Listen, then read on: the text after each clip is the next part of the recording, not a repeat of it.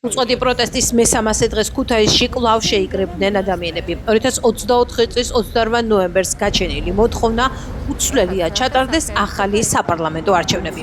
აქციებზე ათობით მოქალაქის ძალადობრივი გზით დაკავების შემდეგ პროტესტის მონაწილეების მოთხოვნებს მათი გათავისუფლების პუნქტი დაემატა.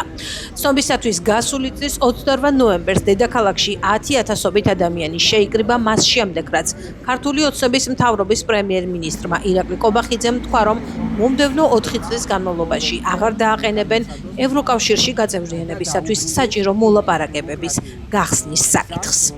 ვფიქრობ დღეს ქართული ოცნების მომხრეებიც კი ფიქრობენ, რომ ცვლილებები არის საჭირო. განსაკუთრებით იმ ცვლილებების ფონზე, რომელიც თავად ქართულ ოცნებაში ხდება. ხო, ძალიან ბევრი ასე რომ ვთქვათ, გადაჯგუფება მიმდინარეობს, ადამიანებს უშვებენ სამსახურიდან, რომლებიც სხვადასხვა პიროვნებებთან არიან დაკავშირებული. ანუ თავად ქართული ოცნების წიაღშიც ადამიანებმა უბრალოდ იმის გამო, რომ დაკავშირებულები არიან სხვადასხვა ყოფილ თანამდებობის პირებთან, დაკარგენ სამსახური. გაცილებით მეტი დაკარგეს, ვიდრე მაგალითად დავკარგეთ ჩვენ ამ პროტესტზე მდგომმა ადამიანებმა, ხო? შეიძლება ითქვას, რომ ეს ცვლილებები საჭიროა მათ შორის ქართული ოცნების ყოფილი ან არსებული მხარდამჭერებისთვისაც კი. და საქართველოსთვის, აი ქვეყნისთვის აუცილებელი მოცემულობაა ცვლილებები, იმიტომ რომ დემოკრატია ეს არის ცვლილება თავად.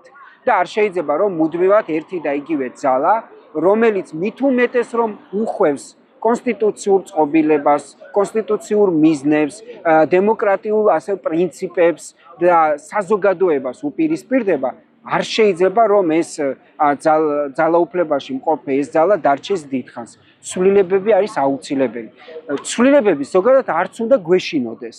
იმიტომ რომ დემოკრატია ეს არის მუდმივ სადარაჯოზე ყოფნა ამავე დემოკრატიისთვის. ამიტომ მე ვფიქრობ, რომ ჩვენ მოქალაქეები მზად ვართ ვიყოთ მუდმივად სადარაჯოზე და არ გვეშინია არანაირი ცვლილებების, არ გვეშინია რომ შეიცვლებიან კონკრეტული ადამიანები, პარტიები, სხვაებიც ჩანაცვლებიან, იმიტომ რომ ამ ადგილას ბრძოლა გაგრძელდება ნებისმიერ ფორმაციაში და ნებისმიერ დროს. ყავს ხელისუფლება, რომელსაც საერთოდ არ ესმის საზოგადოების რეალური მოთხოვნები, აქვთ თავიანთი ვიწრო ფულის შეუნაზე ორიენტირებული და რუსეთის დაქვემდებარებაზე ორიენტირებული პოლიტიკა და შემდეგ მას შემდეგ რაც ამ აქციებიდან გამომდინარე შევიწროვდა მათი ფულადი რესურსები და არეალი ერთმანეთის ჭამად მშვენივრად დაიწყეს და ეს პროცესი ემსგავსება დათა თუთაშხიას ერთ-ერთ სერიაში არსებულ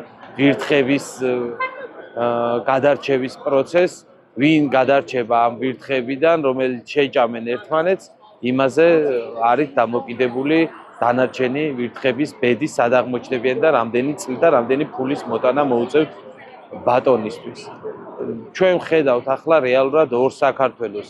ერთი საქართველო ეს არის თავისუფლების მოყვარე, ენთუზიასტი, დამოუკიდებელი ქვეყნის შენებისკენ ორიენტირებული ადამიანები და მეორე საქართველო ეს არის კორუმპირებული ბანდიტური დაჯგუფებების და ქურდული გარჩევების მოტრფიალე ადამიანები, რომელთაც არც მორალური, არც პატრიოტული რეალური წითელი ხაზი არ გააჩნიათ. ეს მოგვიტანა ამ 300 დღეში. არავის არ ეგონა ამ ქვეყანაში და თვითონ იმ ხალხსაც, ვინც აღდგას პროტესტზე, რომ ეს პროტესტი 300 დღე გაგრძელდებოდა. იმიტომ რომ უახლოეს ისტორიაში ასეთი ხანგრძლივი პროტესტი კი არა, შეიძლება ითქვას, რომ გარშემოც, ხო, რეგიონულ მასშტაბით არ მახსენდება პრაქტიკულად ასეთი, რომ ყველა დიდ ქალაქში ხალხი 300 დღის განმავლობაში უწყვეტად იდგა. ჩვენ ვაგრძელებთ კვლავ ბრძოლას, წინ 4 ოქტომბერია, რომელიც არის უმნიშვნელოვანესი თარიღი. მე პირადად ვაპირებ, რომ იქ ვიყო, ვიდგე ქართული ხალხის გვერდით და საბოლოო ჯამში უნდა ვთქვათ, რომ ეს ბრძოლა გაგრძელდება და შეუძლებელია, რომ ეს რამე გააჩეროს და არავითარი კონკრეტული თარიღი თუ პერიოდი ამ პროტესტს არ გააჩერებს, ვიდრე ქართული ხალხი არ დაიბრუნებს ძალაუფლებას. ეგ არის საბოლოო ჯამში ჩვენი მთავარი მიზანი. თუ ეს იერარქია არ დაიხვა, ამ ქვეყანას ნორმალური, სტაბილური განვითარება უბრალოდ არ იღისება. შესაბამისად, რაც უფრო ადრე ვიზამთ ამას, მით უფრო უკეთესი ქვეყნისთვის. გაგვიჭირდება რა თქმა უნდა, მაგრამ შეუძლებელი არაფერია. 300 დღე არის უწყვეტი პროტესტი მიმდინარეობს ძალიან ბევრ ქალაქში და მათ შორის ქუთაისშიც. ჩვენ ვაპროტესტებთ მდგომარეობას, რომელიც ქვეყანას აქვს. ჩვენ გვინდა გზა, რომელიც არჩეული აქვს ამ ქვეყანას, ისე გაგრძელდეს, როგორც ჩვენ ავარჩიეთ და გაჩერებას რა თქმა უნდა არ ვაპირებთ. ჩვენთვის მნიშვნელოვანი არის ჩვენი ევროპული ინტეგრაცია, ჩვენთვის მნიშვნელოვანი არის ის გზა, რაც ჩვენ ავირჩიეთ.